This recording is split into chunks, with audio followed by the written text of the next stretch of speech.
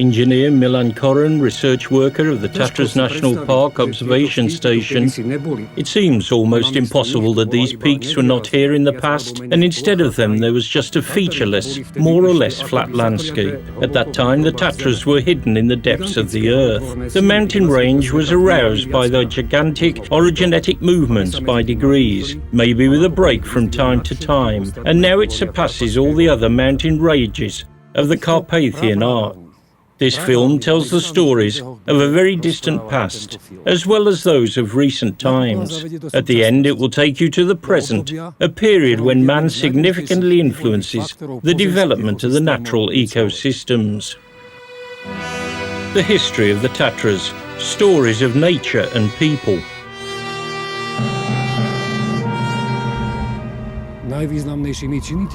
The most important factors that formed the Tatras into their current shape were the glaciers, snow and frosts during the Ice Age. It took almost 2 million years, including several breaks, the interglacial periods. In this way, the sharp peaks, narrow edges, deep gorges with tarns, glacial valleys, and many other formations that can be shaped in an icescape by erosive denudational processes are formed.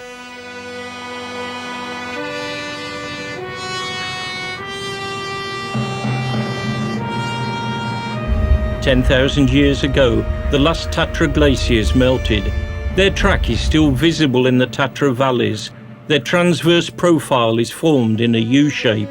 Other traces of glaciation include erratic blocks, often found in the least expected places. They were transported and left behind by melting glaciers to their current locations. After a long period of time, life has returned back to the Tatras. The warmer sunlight has warmed the air up and activated the water, as well as the soil formation. Their interaction started to form the forest communities. It took almost 7,000 years till the pine woods pervaded altitudes of approximately 1,500 meters. In the higher altitudes, the pine woods were combined with stone pine and dwarf pine.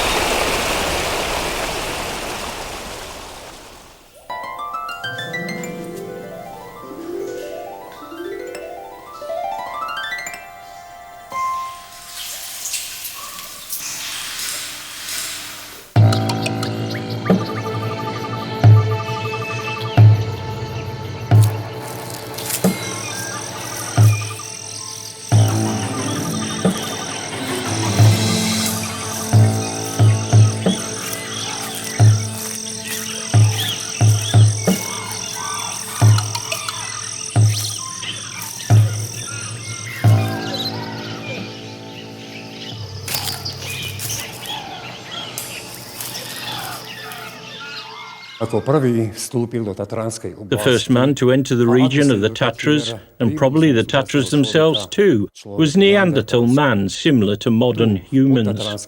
In the Tatranské Museum in Poprad, there is evidence that he lived also in a nearby village called Hradok pri Genovciak. The most important evidence is a brain casting or so-called stone brain which was found accidentally during mining of building stone at the local Travertine rock. It is also the first artifact whatsoever to prove the presence of man on the territory of the former Czechoslovakia. It is 120,000 years old.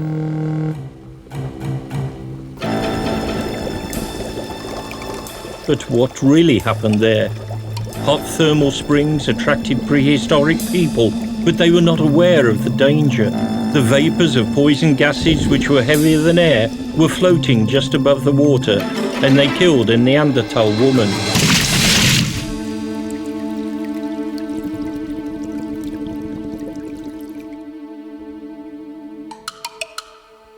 Travertine is formed by the calcite precipitation at the mineral water springs. Just as it covers a grass blade, so it filled in the cerebral part of the skull of the Neanderthal man.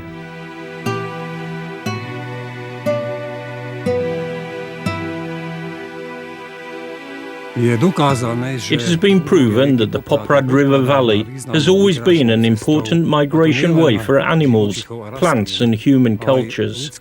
It was probably used also by the livestock shepherds in the Upper Paleolithic. In the Neolithic, it was open to a new stream of colonization that left permanent traces on the local landscape.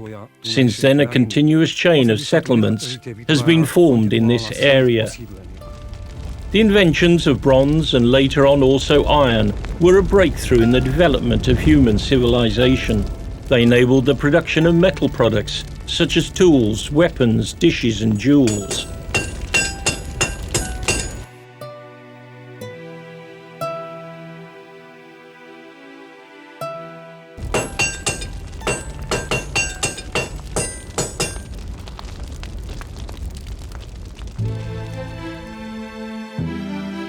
Permanent settlements were situated on the plateau above Velka Zolta Stena cliff, near the village of Tatranska Polyanka, and on the Borik hillock above the village of Velki Slavkov. They remind us of the Celts who built a fortified hill fort there. A crypt of a Teutonic magnate in the village of Matejovce, near Poprad, proves the existence of settlements in this area during the migration period at the turn of the 4th and 5th centuries. In the 8th century, Slavonic tribes settled in the area under the Tatras.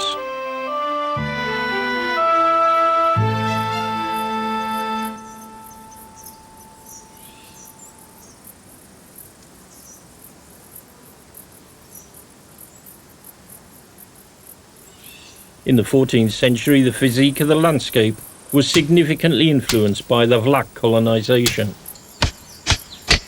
Vlachs, or the sheep shepherds, built their settlements on the territory of uprooted and fired forests.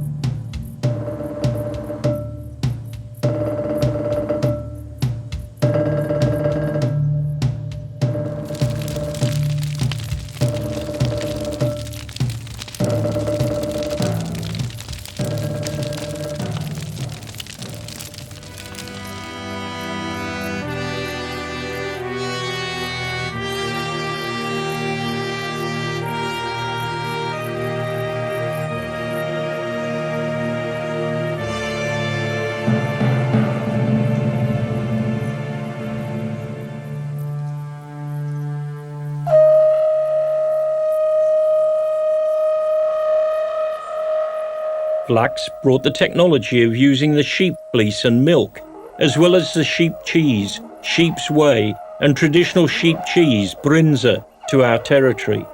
The culture of Gorals became dominant in the Polish Tatras. Whole families of Gorals moved into the mountain chalets for the summer.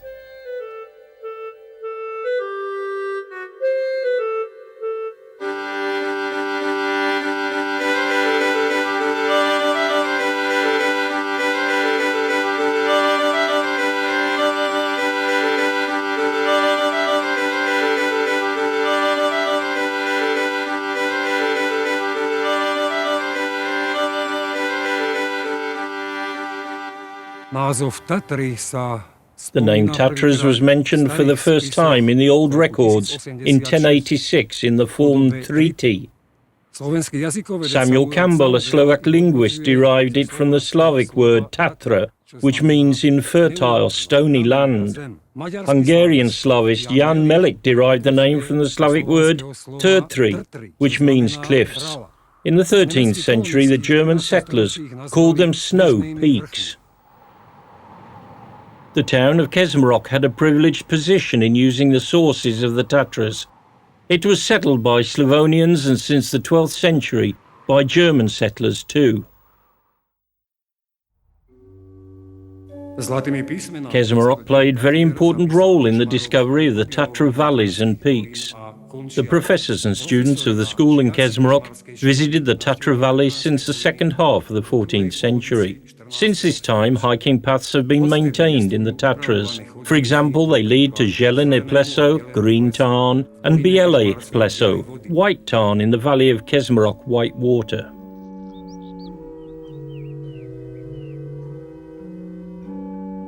The Kežmarok Lyceum was focused on natural sciences.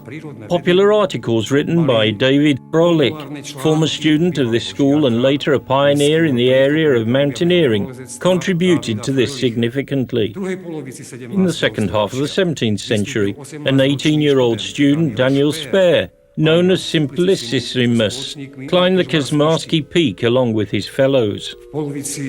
In the middle of the 18th century, Juraj Buchholz Jr., the then principal of the Kežmarok Lyceum, organised discovery trips into the Tatra valleys.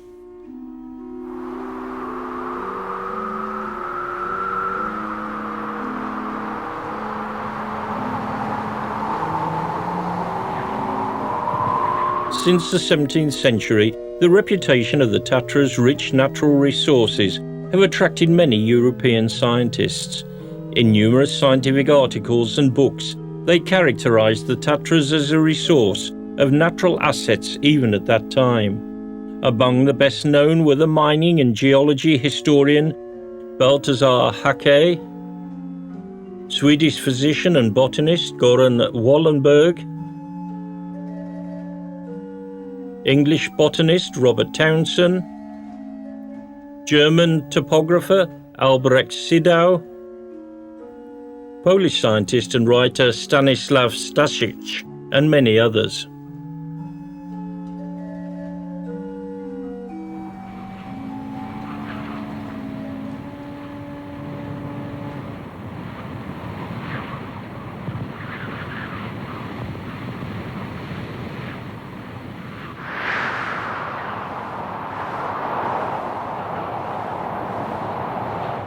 The owner of the Kežmarok castle, Beata Lashka, whose maiden name was Kościelska, appreciated the beauty of the Tatras too. In 1565 she visited Zelené pleso, green tarn in the valley of Kežmarok White Water, accompanied by the Kežmarok commoners and the professors of Kežmarok Lyceum. In the records of the Tatras, this event is considered to be the first known trip in the history of High Tatras visitors. The fact that it was initiated by a woman can seem a bit unusual. A brief report about this trip in the Kežmarok Register says, Beata Lashka liked this region very much, and she went into the mountains in the spring in 1565, accompanied by many of the citizens of Kežmarok. However, the report does not mention what happened after she got back. According to legend, her husband, a vain Polish nobleman, Hieronym Lashki, imprisoned her in a castle tower after the trip.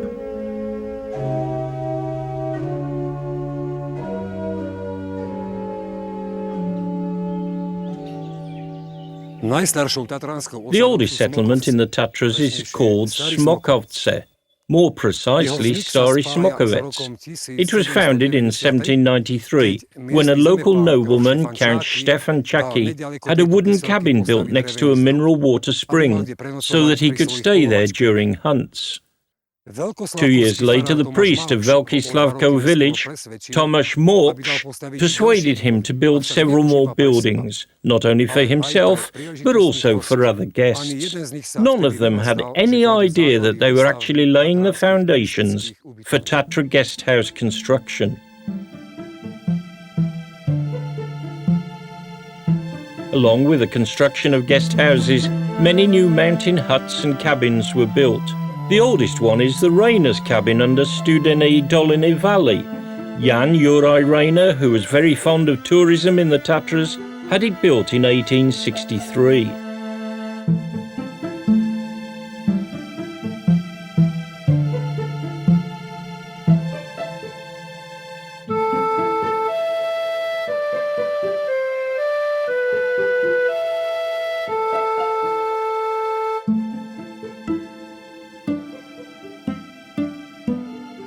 The development of tourism started towards the end of the 19th century, when public transport came to the Tatras. The railway, which was built in 1871, connecting Košice and Bohumín, especially helped to form many tourist facilities more quickly. The Tatras were developing rapidly. Krivan Peak used to be considered the highest peak in the Tatras. The inhabitants of the Liptov region especially believed this, because it seemed to be the highest peak from the western side. Inhabitants of the Spiš region considered Lomnický Peak to be the highest one, because they were looking at the Tatras from the eastern side. Today we know that none of them was right. Elaborate height measuring proved that the highest peak of the Tatras is the Gerlach Peak, which is 2,655. Although Krivan Peak is approximately 160 meters shorter than Gerlach Peak, it is special in other ways. In Slovak history it is famous for its tradition of national climbings. Even the literary group around Ľudovít Štúr described the Tatras as a symbol of endurance and bravery, and the nature of the Tatras as the most precious jewel. The Krivan Peak became a symbol of Slovakia, and you can find it even in the lyrics of the Slovak national anthem, written by Janko Matuška in 1844. The development of tourism brought many new questions, especially those regarding the issue of building some new tourist facilities. But work in the fields of education, edification and research were very important too. In the second half of the 18th century, several questions regarding environmental protection arose. The Hungarian Carpathian Association was dealing with all of these problems. It was founded in Stary Smokovec in 1873. It was the oldest association of its kind in contemporary Hungary.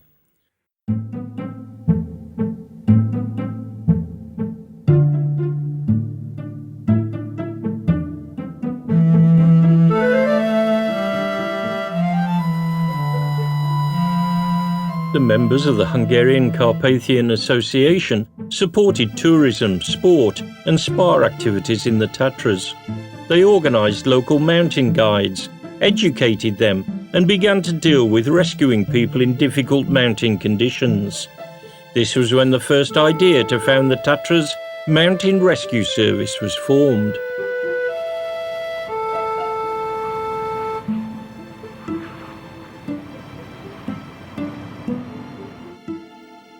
One of the biggest achievements of the association was the foundation of the first museum of the Tatras in the village of Velka in 1882.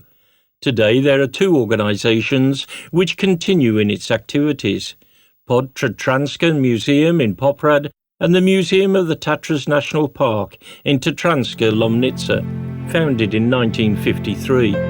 Since 1994 it has been controlled by the National Forests of the Tatras National Park in Tatranska Lomnica. This organisation keeps the tradition of research, a protection of spiritual values of the Tatras National Park alive. Dr. Nicholas Sontag Sr. was a pioneer in the climatic treatment of pulmonary diseases, not just in the Tatras, but within the whole of contemporary Hungary. From his journeys abroad, he brought rich experience and a dream to run a sanatorium, such as those in Murano, Italy, or Davos, Switzerland. His dream started to come true in 1876, when the helpful landowners from Velký Slavko and the selfless architect Anton Muller helped him to build the first bathhouse in Nový Smokovec. The clean air in the Tatras, beneficial forest environment and the mountain climate were the basic prerequisites for climatic treatment in the Tatras. Soon other bathhouses were built that worked throughout the year, not just in summer. Dr. Sontag made the winter treatments more attractive for his patients by importing skis from the Scandinavian countries. His son, Nicholas Sontag Jr., continued his work.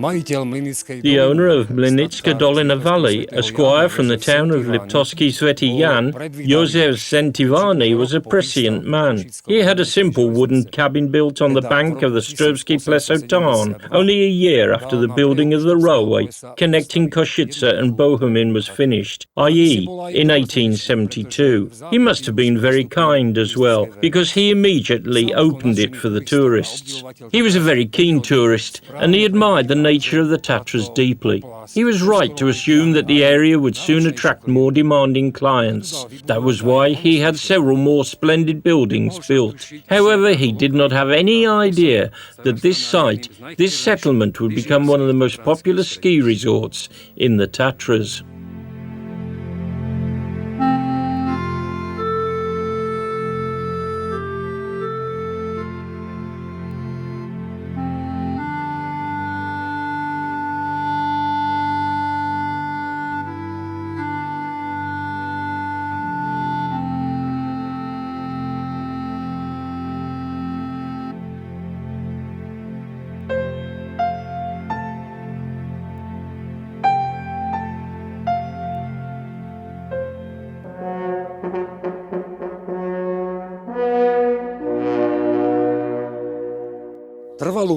Prince Christian Kraft zu Hohenlohe-Öhringen, a Prussian magnate, left a very significant trace here, especially in the region of Javorina. During his first visit, he liked the Tatras so much that he bought a piece of land from the landowner of the Javorina and Lendak areas. His name was Aladar Salomon. He came here because he was a keen hunter. That was also the reason why he had this wooden manor house built in 1883.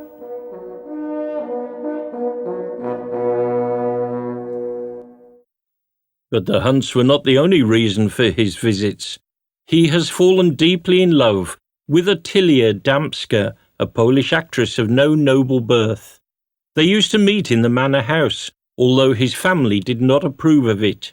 He is even buried next to her in an ordinary tomb.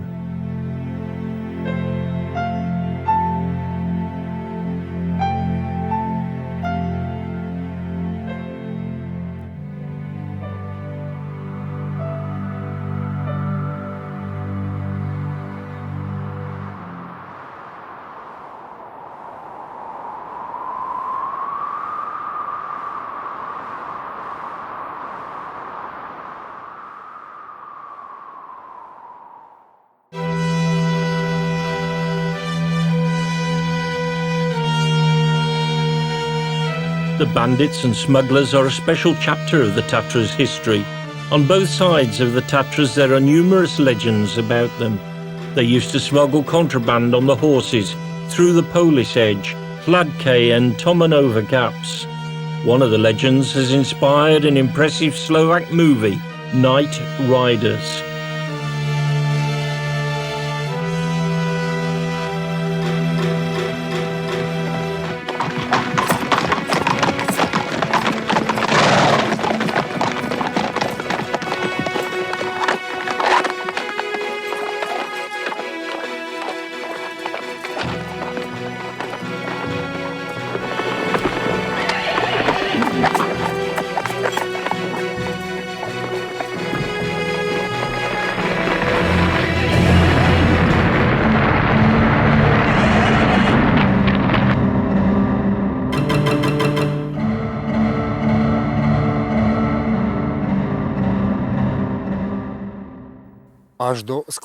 Up until the end of the First World War, there were neither permanent nor definite state borders in the Tatras.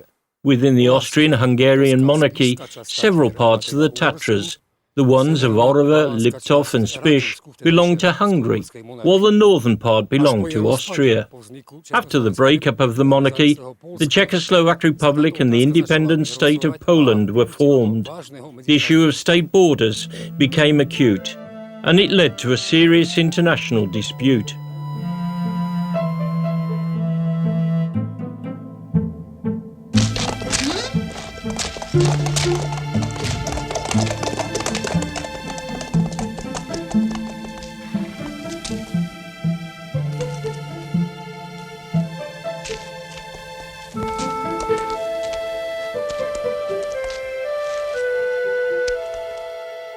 A long run of negotiations followed, which resulted in signing the so-called Krakow Protocol in 1924.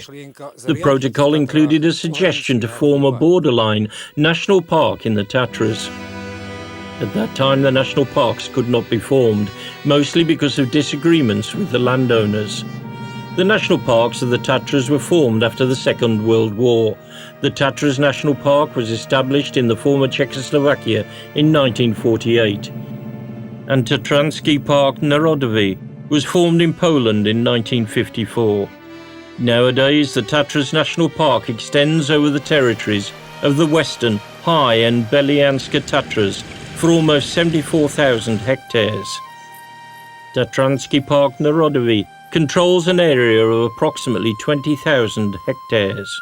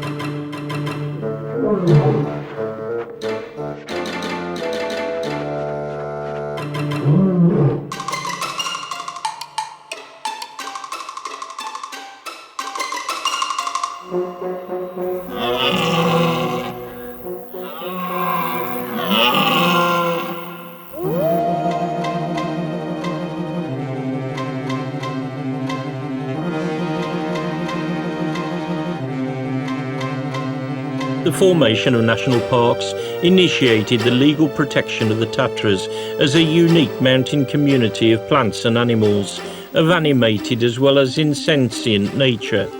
The law directs citizens to preserve natural formations in their original form, preserve the aesthetic nature of the landscape, provide the communities of plants and animals with protection and a peaceful life, and development in their original environment.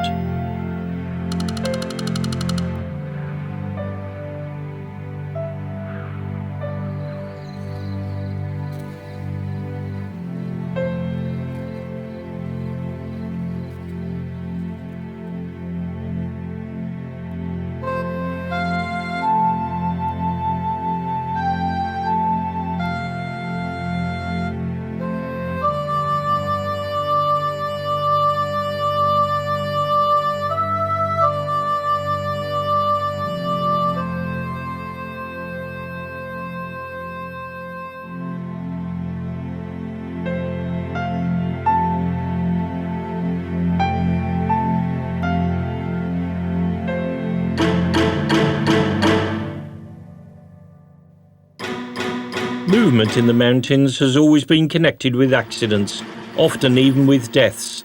The number of injuries and tragic accidents has increased rapidly along with the development of alpinist activities at the turn of the 19th and 20th centuries.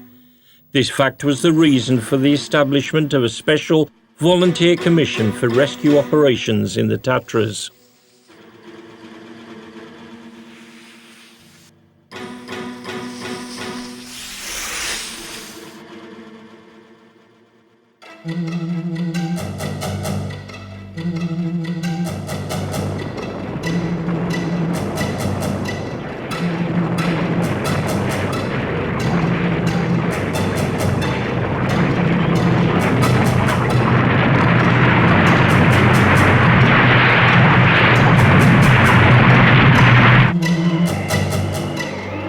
After the First World War, the Czechoslovak Tourist Club agreed to organise the mountain guide and rescue activities. Later, it was the function of the Slovak Tourists and Skiers Club. The year 1950 brought a breakthrough in the development of the Tatras Mountain Rescue Service because the first professional rescuers started to work in the town of Horní Smokavec. To honor the dead ones, to warn the living ones, is the eloquent motto of the symbolic cemetery here, in the stone pine forest under Ostra Peak. To set up this cemetery for the victims of the Tatras was the idea of a Czech painter, alpinist, skier, and co-tenant of the cabin at the Popradské Pleso Tarn, Otakar Staffel, and his wife, Lasta. In 1930, he was speaking in public about the meaning of this object the first time.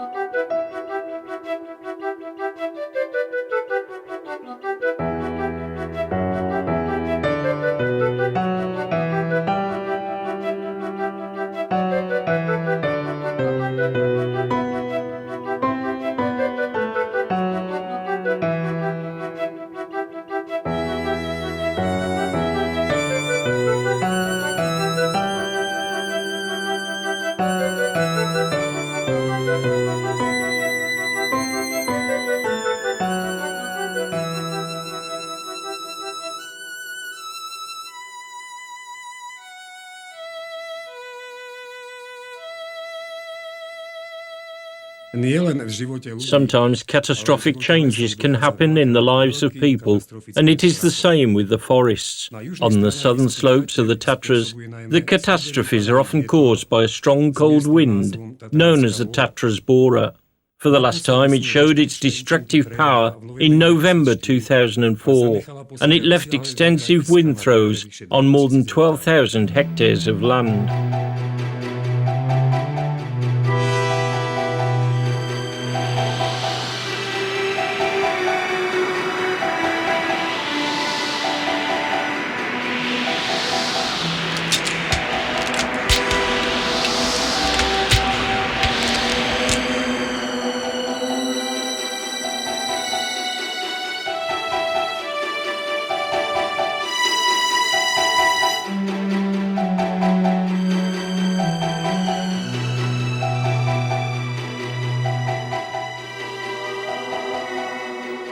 The Tatras Bora has always ravaged this area. It repeats often, although not regularly. In the 20th century, a calamity of a similar extension occurred in 1915.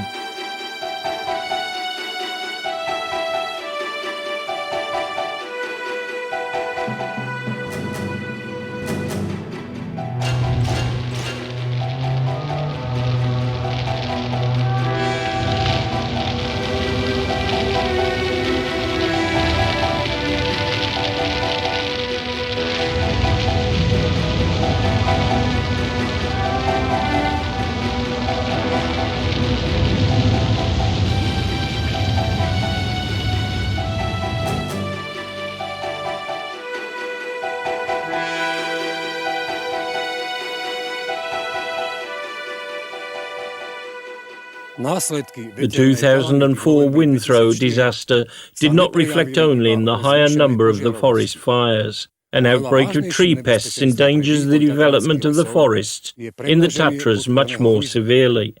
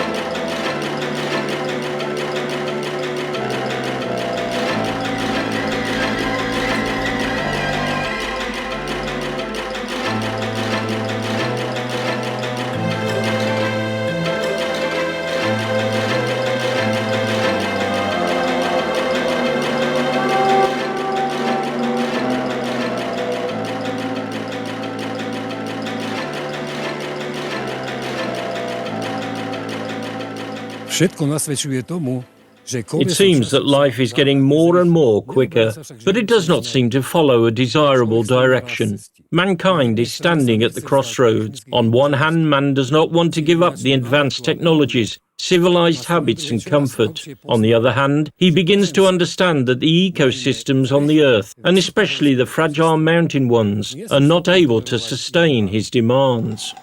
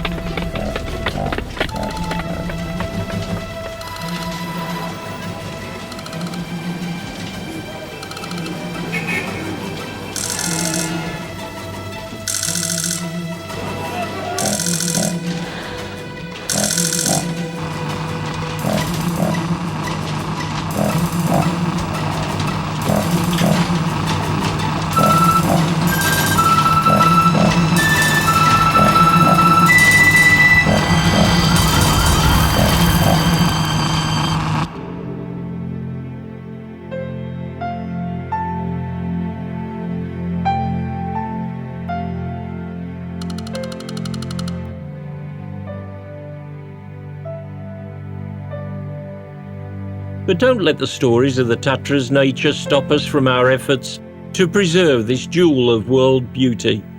Man is a part of it, and his activities should be in agreement with the laws of nature, human wisdom, and the experience of specialists, as well as with the responsibility of politicians.